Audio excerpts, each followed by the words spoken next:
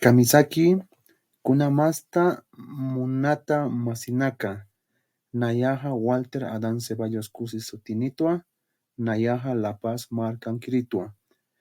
Hola, ¿cómo están, queridos amigos? Yo me llamo Walter Adán Ceballos Cusi y soy de la ciudad de La Paz. Acá videonja Nayaha Yatichahama Kunhamasa Saminaka Aymara Aru Arzuña Kalt Añani.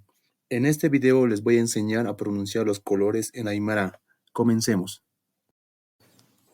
Saminaka, los colores.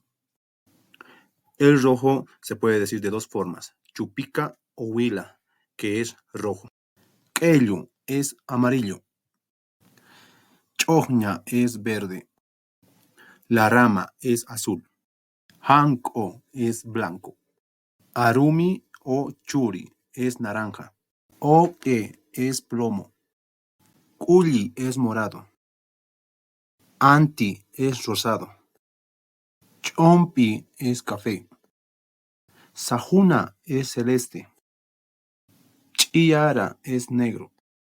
Ukakispawa, Hikisinkama. Hasta luego.